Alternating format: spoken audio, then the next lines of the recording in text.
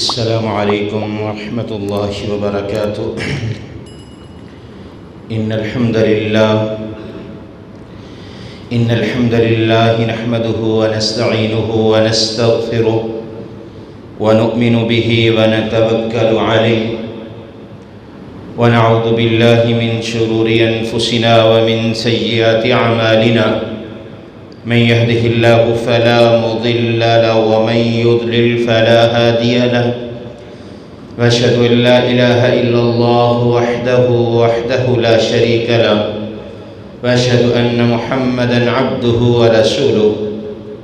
أما بعد، فإن خير الحديث كتاب الله، وخير الهدي هدي محمد صلى الله عليه وسلم، وشر الأمور محدثاتها، وكل محدثة بدعة، وكل بدعة ضلالة، وكل ضلالة في النار. أرسله الله بالحق بشيرا ونذيرا بين يدي الساعة، وداعيا إلى الله بإذنه وسراجا منيرا. أما بعد، أعوذ بالله من الشيطان الرجيم. بسم الله الرحمن الرحيم. يا أيها الذين آمنوا اتقوا الله حق تقاته ولا تموتن إلا وأنتم مسلمون. يا أيها الناس اتقوا ربكم الذي خلقكم من نفس واحدة وخلق منها زوجها وبث منهما رجالا كثيرا ونساء، واتقوا الله الذي تساءلون به والأرحام إن الله كان عليكم رقيبا. يا أيها الذين آمنوا اتقوا الله وقولوا قولا سديدا يصلح لكم أعمالكم ويغفر لكم ذنوبكم، ومن يطع الله ورسوله فقد فاز فوزا عظيما. إن الله وملائكته يصلون على النبي. يا أيها الذين آمنوا صلوا عليه وسلموا تسليما. اللهم صل على محمد وعلى آل محمد كما صليت على إبراهيم وعلى آل إبراهيم إنك حميد مجيد. اللهم بارك على محمد وعلى آل محمد كما باركت على إبراهيم وعلى آل إبراهيم إنك حميد مجيد. رب اشرح لي صدري ويسر لي أمري واحلل عقدة من لساني يفقه قولي. رب زدني علما رب زدني علما رب زدني علما. قال الله تعالى وتبارك في القرآن المجيد والفرقان الحميد. أما بعد، أعوذ بالله من الشيطان الرجيم. بسم الله الرحمن الرحيم. إنما المؤمنون إخوة فأصلحوا ذات بينكم. عن أبي هريرة رضي الله تعالى عنه أن رسول الله صلى الله عليه وسلم قال: حق المسلم على المسلم ستة. قيل ما هن يا رسول الله صلى الله عليه وسلم؟ قال: إذا لقيته فسلم عليه، وإذا دعاك فأجبه، وإذا استنصحك فانصح له، وإذا عطس فحمد الله فسمته، وإذا مرض فعده، وإذا مات فأتبعه. صدق اللہ العظیم. ہر قسم کی حمد و ثنا اللہ وحدہ لا شریک کی ذات کے لیے.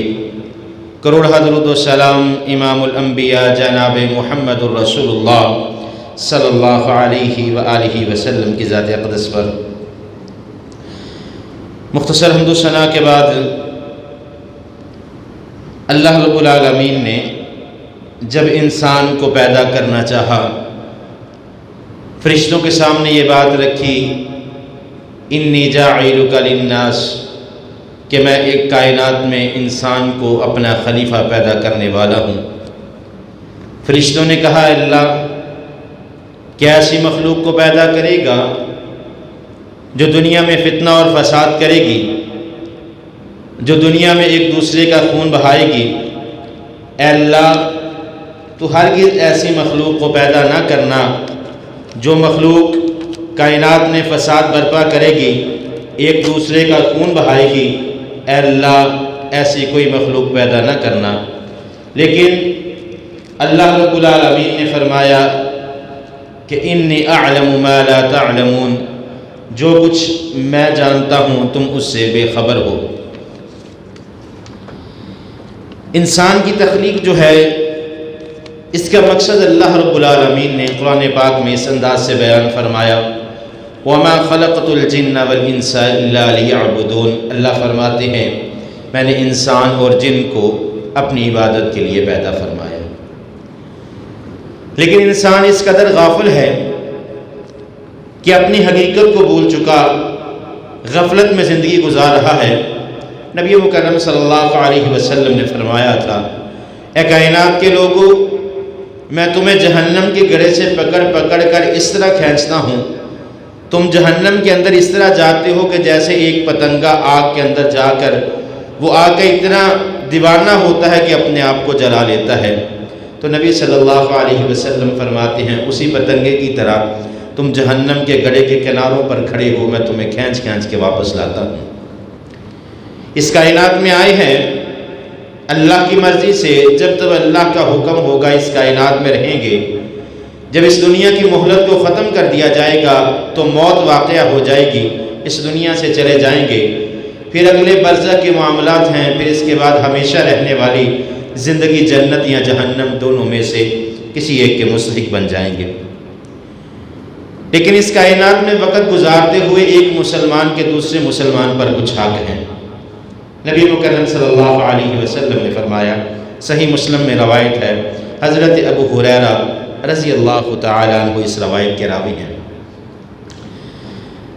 نبی مکرم صلی اللہ علیہ وسلم نے فرمایا، حق المسلم علی المسلم ستۃ، ایک مسلمان کے دوسرے مسلمان پر 6 حق ہیں۔ صحابہ کرام نے جب یہ بات سنی تو فرمانے لگے، قیل ما ہن یا رسول اللہ صلی اللہ علیہ وسلم، اللہ کے پیغمبر وہ 6 حق کون سے ہیں جو ایک مسلمان کے دوسرے مسلمان پر ہیں؟ رسول مکرم جناب محمد رسول اللہ صلی اللہ علیہ وسلم نے فرمایا، اذا لقیت فسلم، ہو جب آپس میں ملاقات کرو، ایک دوسرے سے ملو تو السلام علیکم کہا کرو۔ نبی مکرم صلی اللہ علیہ وسلم نے فرمایا، اذا تنہا احدکم الی المجلس فلیسلم، جب تم کسی مجلس کے اندر آؤ تو آ کر السلام علیکم کہا کرو۔ اگر مجلس میں بیٹھنا مقصود ہو تو بیٹھے اور جاتے ہوئے السلام علیکم ورحمۃ اللہ کہہ کے واپس نکلے۔ نبی مکرم صلی اللہ علیہ وسلم مسجد نبوی میں تشریف فرما ہے، صحابہ کرام رسول اللہ کے گرد بیٹھے ہوئے ہیں۔ ایک صحابی رسول اللہ فرمانے لگے، السلام علیکم ورحمۃ، السلام علیکم، بیٹھ گئے۔ آپ نے فرمایا وجبت۔ پھر دوسرے صحابی آئے، فرمانے لگے السلام علیکم ورحمۃ اللہ، بیٹھ گئے۔ رسول اللہ نے فرمایا وجبت۔ پھر ایک صحابی رسول اور آئے، کہنے لگے السلام علیکم ورحمۃ اللہ وبرکاتہ، رسول اللہ صلی اللہ علیہ وسلم نے فرمایا وجبت۔ صحابہ کرام پوچھنے لگے، اللہ کے پیغمبر کیا چیز واجب کی گئی ہے؟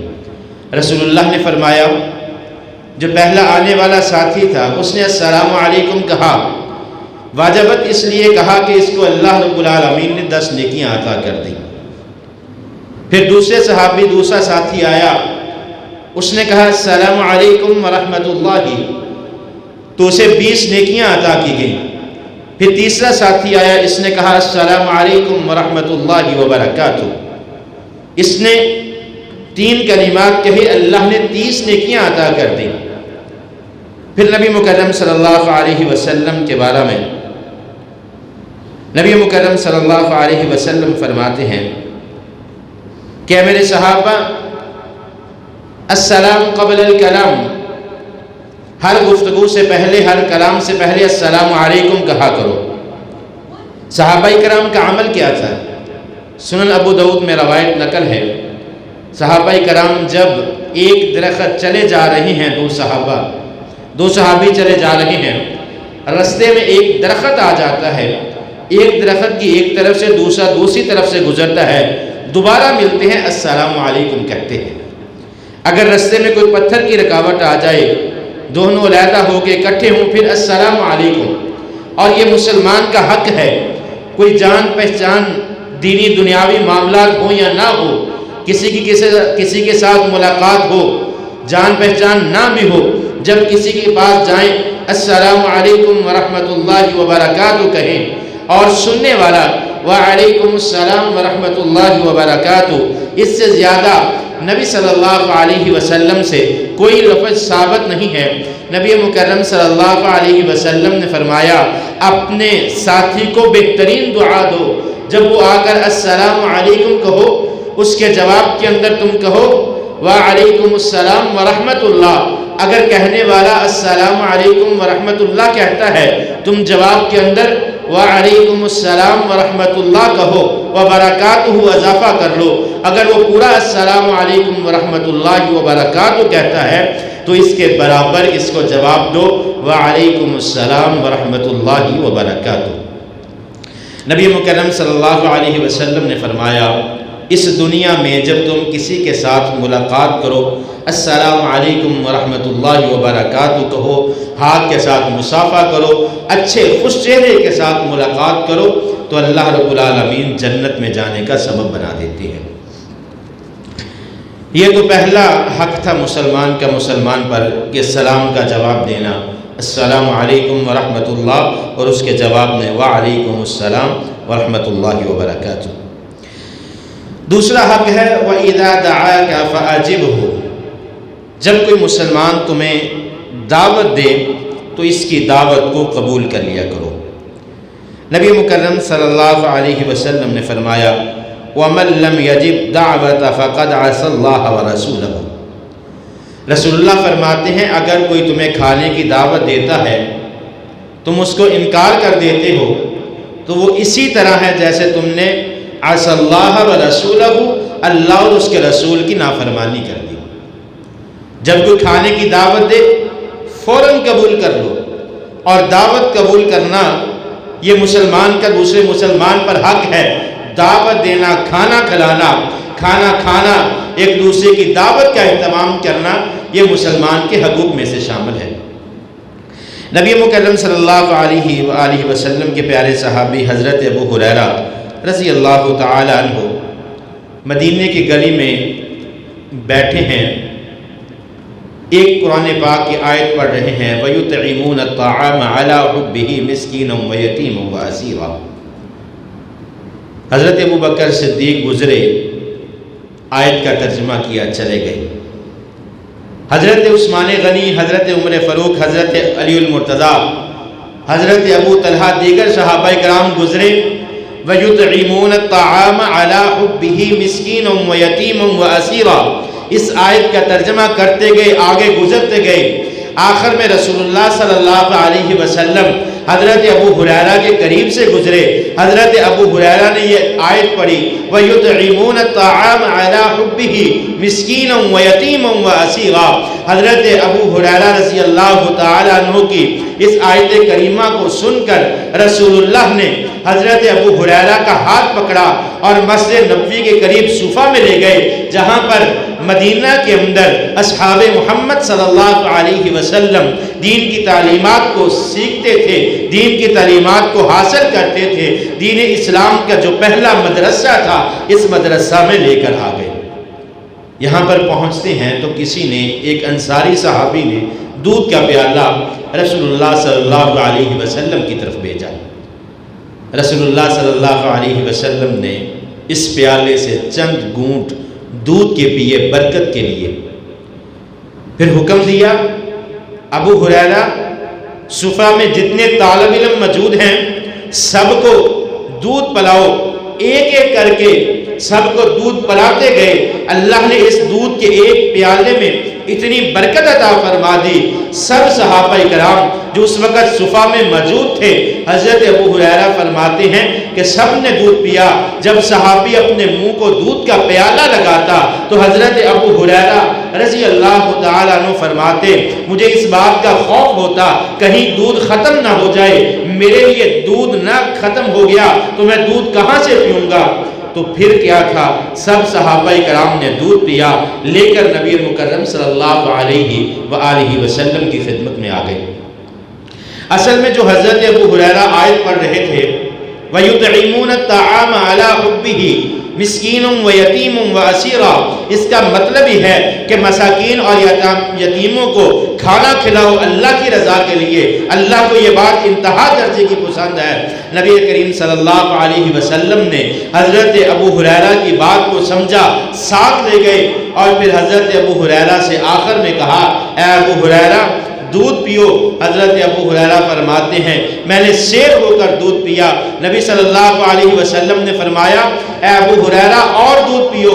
حضرت ابو ہریرہ فرماتے ہیں میں اتنا دودھ پی چکا کہ میں بالکل سیر ہو چکا، گنجائش نہ تھی۔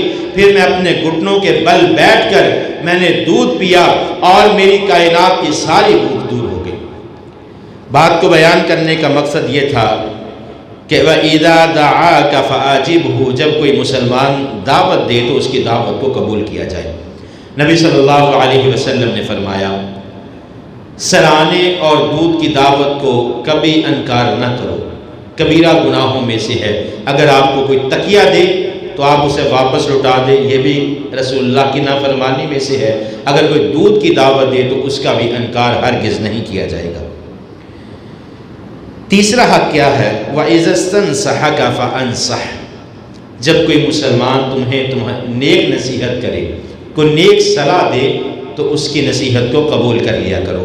نبی مکرم صلی اللہ علیہ وسلم نے فرمایا الدین النصیحہ، دین نصیحت کا نام ہے، اور دین اسلام میں اگر تمہاری کوئی خیر خواہی چاہے، تمہیں کوئی اچھی بات بتلا دے تو تم اس بات پر عمل کر لیا کرو، کیونکہ نصیحت کو حاصل کرنا، نصیحت کرنا ایک مسلمان کا دوسرے مسلمان پر حق ہے۔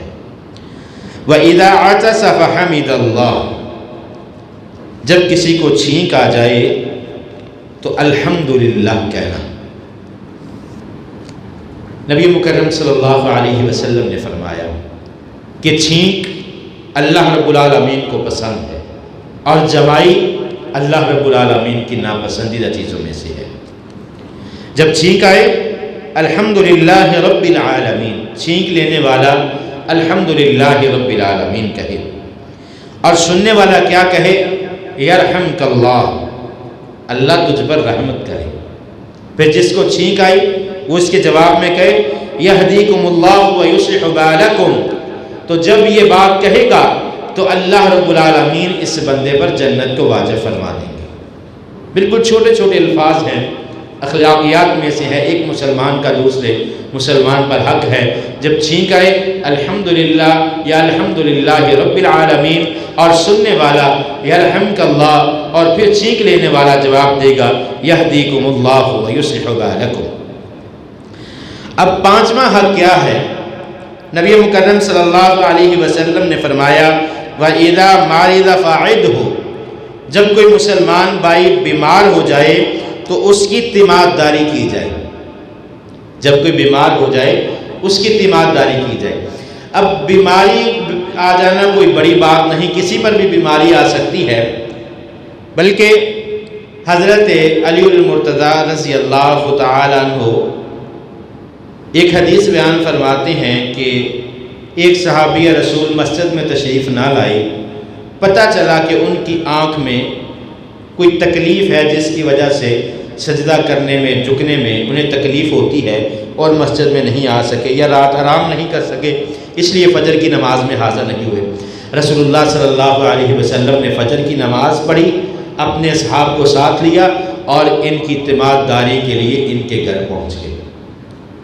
تو یہ صحابی رسول کہنے لگے اللہ کے پیغمبر، کیا اتنی چھوٹی سی بیماری پر بھی تیمارداری کی جائے گی؟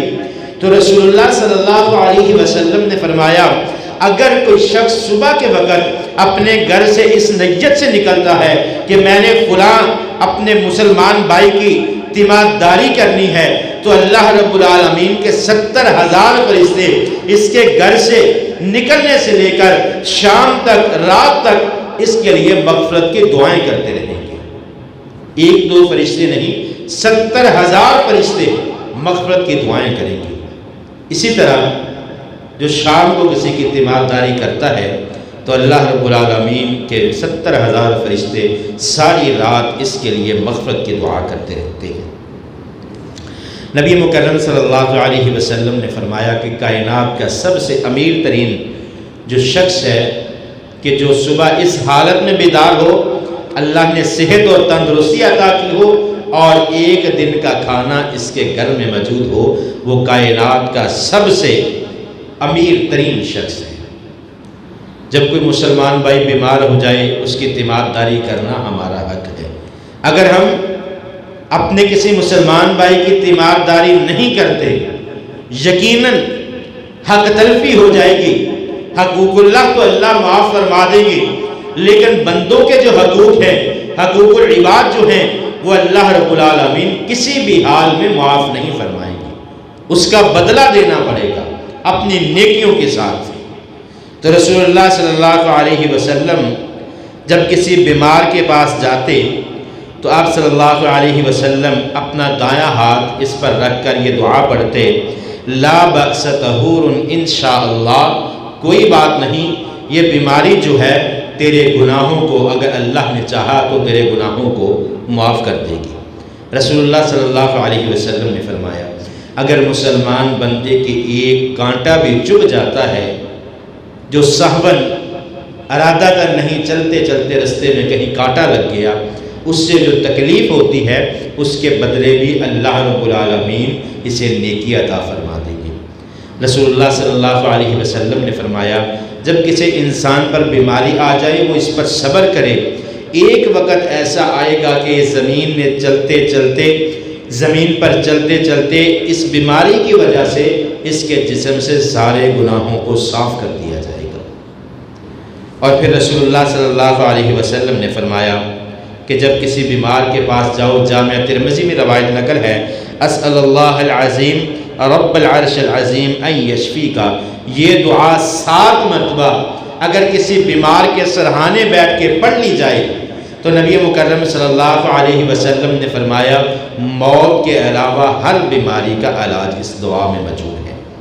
یعنی اگر اس کی زندگی باقی ہو تو اس دعا کی وجہ سے اللہ رب العالمین اس کی بیماری کو شفا میں تبدیل کر دیں گے۔ پھر نبی مکرم صلی اللہ علیہ وسلم بیمار کے پاس جاتے یہ دعا پڑھتے، اذہب الباس رب الناس واشفی انت شافی لا شفاء الا شفاؤک شفاء لا یغادر سقما۔ تو یہ وہ دعائیں ہیں جب اپنے کسی مسلمان بھائی کے بیمار کے پاس جائیں بیمار پرسی کے لیے، تیمارداری کے لیے، تو ان دعاؤں کو خصوصاً یاد کریں، خاص کر اسأل اللہ العظیم رب العرش العظیم ان یشفی کا 7 مرتبہ بیمار کے سرہانے بیٹھ کر اس دعا کو پڑھیں تو اللہ رب العالمین اس کی بیماری کو دور فرما دیں گے۔ چھٹا اور آخری حق یہ ہے کہ وَإِذَا مَاتَ فَأَتَّبِعُهُ، جب تم میں سے کوئی تمہارا بھائی انتقال کر جائے، موت آ جائے، اس کی پیروی کرو، اس کی نماز جنازہ کو ادا کرو۔ انشاءاللہ اگلے جمعہ کے خطبہ میں یہ جو چھٹا مسلمان کا حق ہے کہ نماز جنازہ کو ادا کرنا، نماز جنازہ کے حوالہ سے مسائل اور دعاؤں کا انشاءاللہ ذکر کروں گا۔ دعا ہے جو کچھ سنایا اللہ رب العالمین اس پر عمل کرنے کی توفیق عطا فرمائیں۔ وَأَقُولُ قَوْلِي هَذَا أَسْتَغْفِرُ